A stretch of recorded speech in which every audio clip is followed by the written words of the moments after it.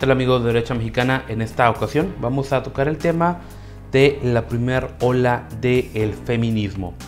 Miren, hay quienes trazan la primera ola del feminismo allá por los tiempos del Renacimiento, justamente entre los siglos XV y XVI, pues concretamente con la llegada de la Reforma Protestante y como un periodo de transición entre lo que se conoce como la Edad Media y la Edad Moderna, que es cuando las mujeres con capacidades intelectuales y de familias acomodadas empiezan a reclamar el derecho a educación, se empieza a sentir el renacimiento, la ilustración, y muchas mujeres buscan reivindicar su posición. Justamente en esta época se hace notar el sentimiento de la literatura.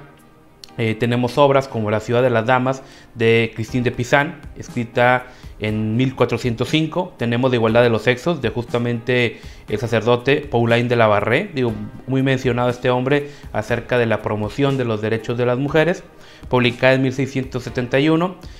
Tenemos también a Cornelius Agripa, publica una obra llamada De la nobleza y la preexcelencia del sexo femenino en 1529. Tenemos también al padre Dubosc, que escribe a favor de la educación abierta al público femenino en La mujer honesta al término del siglo XVII. El filósofo Fonteniel publica sus conversaciones sobre la pluralidad de los mundos, y pues a la lista se le puede sumar La novia perfecta de Antoine Neuraud, el discurso docto y sutil de Margarita de Valois y muchas más. Entonces en esta época vemos cómo ya se empieza a sentir, se empieza a hacer notar justamente esta idea pues de darle a la mujer ciertos derechos. Yo creo que hasta aquí estamos de acuerdo en ciertos elementos, en ciertos puntos, porque aquí no se había desvirtuado pues por completo el discurso feminista.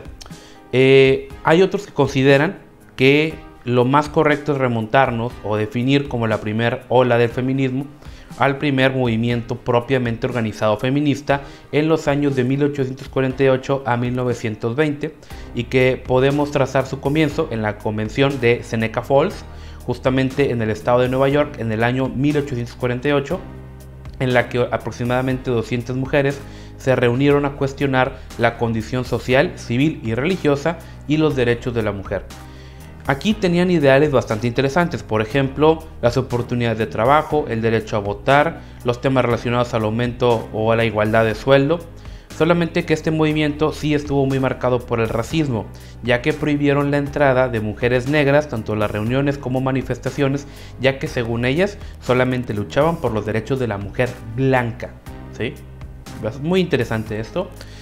En este punto podemos ver cómo fue necesario la llegada de una especie de, vamos a llamarlo así, capitalismo liberal al mundo para que creara las condiciones de protesta. ¿A qué me refiero con capitalismo liberal? Me refiero a elementos como la democracia, un mercado más abierto, mejora de la economía, industria, mayor movilidad social, obviamente acceso a la educación, el concepto tan importante de igualdad ante la ley. En pocas palabras, progreso. Empezó a haber progreso. Y muy importante no confundir el progreso con progresismo. El progreso es la idea de la cual se cuelga el progresismo para promover sus políticas totalitarias. ¿Okay? Entonces fue necesario que se desarrollara todo un marco en el cual la mujer pudiera siquiera aspirar o empezar a poder alzar la voz. ¿Por qué no se dio un feminismo, por ejemplo, en China? ¿Por qué no se dio un feminismo en Japón? ¿Por qué no se dio el mismo feminismo en la India? En la India hoy en día sigue habiendo situaciones de represión muy tremendas, matrimonios arreglados y cuanta cosa sigue habiendo en la India. De hecho, me ha tocado conocer casos de mujeres hindús que vienen aquí a Monterrey y ya vienen con un matrimonio arreglado, ¿sí? Y no se pueden deshacer de eso porque las mandan a estudiar o las mandan a esto, las mandan a aquello, porque dicen, mira, el momento en que tú no sigas ciertos lineamientos del matrimonio arreglado, pues pierdes todo.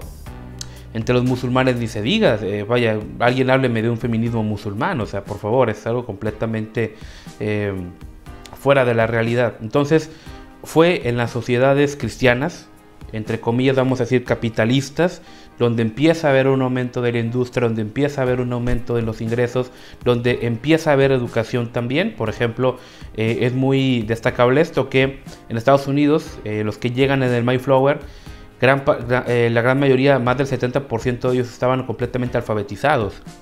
Denominaciones, organizaciones protestantes como los cuáqueros, el 100% estaban alfabetizados, incluyendo obviamente las mujeres.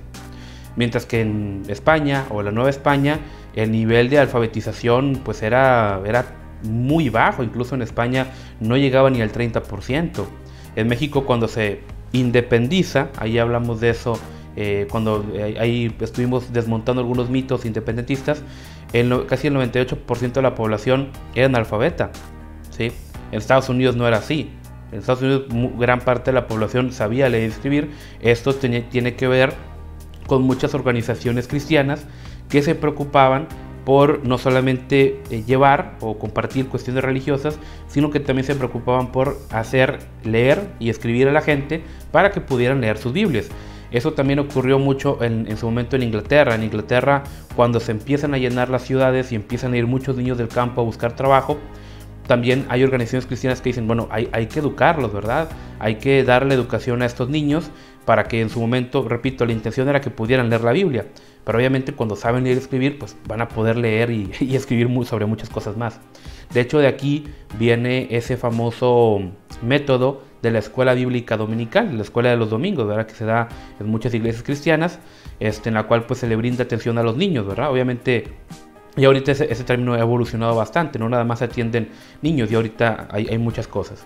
Pero vaya, menciono esto porque fue gracias a este espíritu altruista, a este espíritu cristiano, que se puede desarrollar pues, de una mejor manera este concepto de educación, este concepto de aprender a leer, de aprender a escribir, y justamente son las mujeres las que también aprovechan esto y a través de esto empiezan a darse cuenta de muchas cosas y empiezan también a hacer ciertas exigencias, ¿ok? Ahora, también podemos tomar el caso de Voltaire. Voltaire postula la igualdad de las mujeres y los hombres, llama a las primeras el bello sexo. Diderot les dice a las mujeres os compadezco y denuncia que a lo largo de la historia pues han sido tratadas como imbéciles. Montesquieu determina que la mujer tiene todo lo que se necesita para poder tomar parte de la vida pública.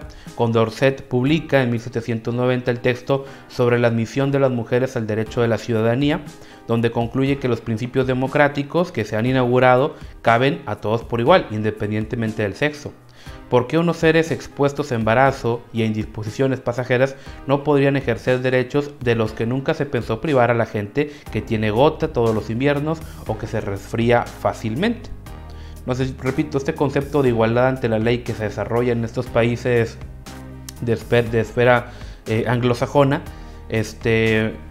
empieza a permear y empieza en su momento a dar resultado. Digo, es por eso una de las muchas razones por las cuales en México o en Hispanoamérica no se desarrolla como tal un concepto de feminismo, digo, porque pues todos estaban igual, o sea, tanto hombres como mujeres tenían muchas carencias para poder acceder a la escuela, había muchas carencias en cuanto a la movilidad social, no existía este concepto de la supremacía de la ley, esto era algo completamente ajeno, ¿verdad?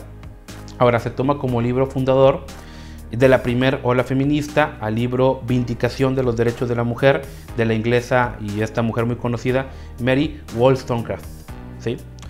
Cuyo enfoque pues, hacia la igualdad de inteligencia entre hombres y mujeres es una especie de reivindicación de la educación femenina.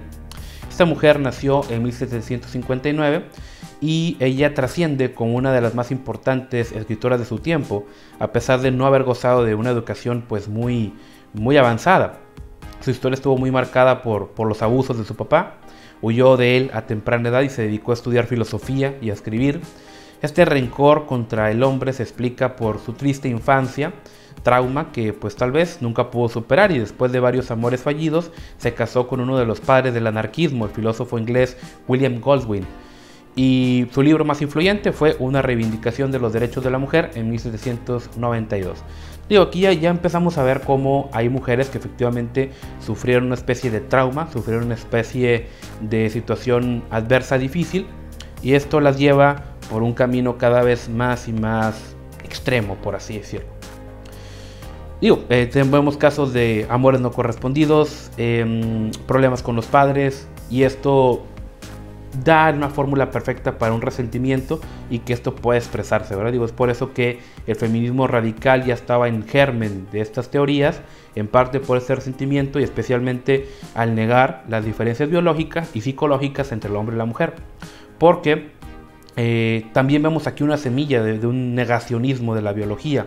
ya que de acuerdo con la teoría de esta mujer, Wollstonecraft, llegó a la conclusión de que bajo condiciones sociales adecuadas la fuerza física del hombre y de la mujer sería la misma. Repito, ella no tenía pues en su momento todos los estudios científicos y demás que tenemos hoy en día, pero pues ella hizo tal afirmación. Ahora, quien le daría continuidad a este proyecto de Mary Wollstonecraft en el siglo XIX en Inglaterra no sería precisamente una mujer, sino un hombre, John Stuart Mill, en su libro La sujeción de la mujer, publicado en 1869, que es su obra más importante acerca de ese tema, editada no solo en su país, sino también en Estados Unidos, Australia, Nueva Zelanda, Alemania, Austria, Suecia, Italia, Polonia, Rusia, Dinamarca y entre muchos otros países, coincidentemente los países más desarrollados y de mayor movilidad social, ¿sí? Ahí Mill hace una crítica bastante profunda en la desigualdad ante la ley entre hombres y mujeres. Repito, hasta aquí estamos bien. Desigualdad ante la ley, creo que todos estamos de acuerdo que obviamente esto pues estaba mal. Critica especialmente el régimen marital de su época, ya que solamente el padre de familia tenía derechos sobre los hijos. Incluso, aunque éste muriera, la madre pues no podía gozar de la custodia legal, y esto enajenaba, por así decirlo, a cualquier mujer de propiedad en favor del hombre, ¿sí? Entonces pues prácticamente esto la convertía en una propiedad más. Y repito, creo yo que hasta aquí todos estamos de acuerdo de que pues esto estaba mal, o sea, había que cambiar esto, ¿sí? Por ejemplo, en Francia, por su parte, la primera ola feminista tiene su origen en la polémica Revolución de 1789, y durante esos días se genera una manifestación de feminismo de la cual poco se conoce, cuando un grupo de mujeres entienden que han quedado excluidas de la Asamblea General conformada tras la Revolución y hacen oír sus voces en los llamados cuadernos de quejas. Incluso el mismísimo Jean-Jacques Rousseau, cuyo pensamiento influyó de una manera bastante importante en la Revolución Francesa, escribe en contra de la inclusión educativa y política de la mujer en el Emilio. Dice, es precisamente a quien responde Wollstonecraft en Vindicación, ¿sí? De hoy, ahí Wollstonecraft le contesta a Rousseau en Vindicación cuando lanza su escrito Emilio. Y muchas mujeres, ojo, coincidentemente muchas mujeres terminan siendo guillotinadas por los revolucionarios, como una de ellas fue Olympia Gauch, autora de la Declaración de los Derechos de la Mujer y la Ciudadana, un texto tomado, o un nombre feminizado, por así decirlo, de la Declaración de los Derechos del Hombre y el Ciudadano. Texto que se publica en 1791, que buscaba equiparar en materia jurídica a las mujeres respecto de los hombres. En Estados Unidos, repito, se toma como referencia al año 1848, como referencia al nacimiento de la primera ola de feminismo, precisamente porque se redacta la declaración de Seneca Falls. Justamente ese texto se convertiría en el texto fundacional del movimiento sufragista. Este es el resultado de la reunión que convocó Elizabeth Cady Stanton, que justamente era una activista del abolicionismo de la esclavitud. Ella convoca dicha reunión en una capilla metodista de Nueva York, a fines de estudiar las condiciones y derechos sociales, civiles y religiosos de la mujer. Repito, es bastante relevante que justamente es en los países cristianos occidentales, que fueron influidos en su parte por la Reforma Protestante, fueron aquellos que más avanzaron en materia de igualdad ante la ley, ¿sí?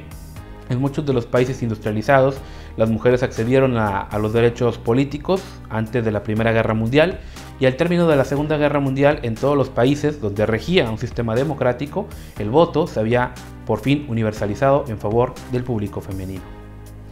Pero esto no se queda aquí, porque el famosísimo Ludwig von Mises, uno de los máximos referentes de la Escuela Austriaca de Economía, ya en 1922 advirtió contra los peligros de que este feminismo se descontrolara y empezara a tomar posturas cada vez más radicales.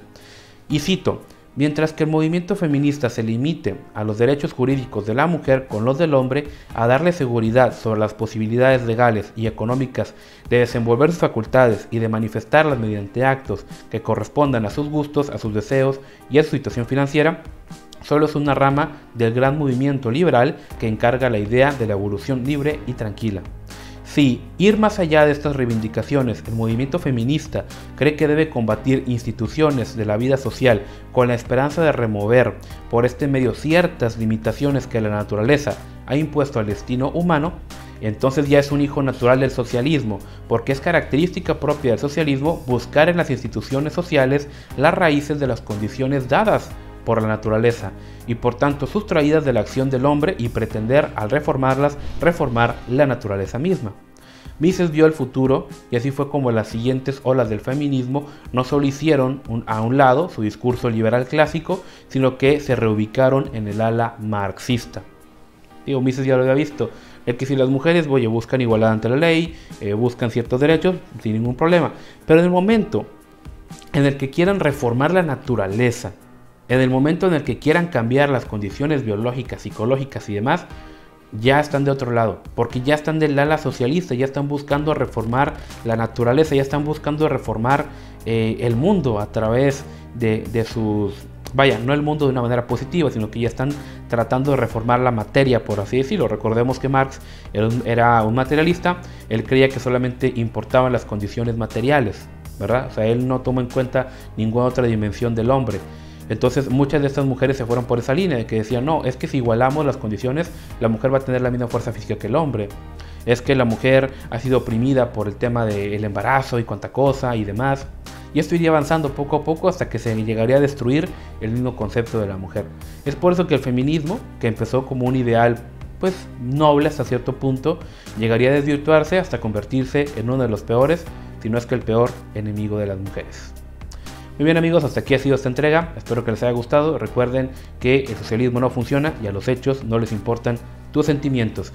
No olviden suscribirse al canal, activar las notificaciones, dejar su like, compartirlo y sobre todo seguirnos en el resto de nuestras redes sociales. Hasta la próxima.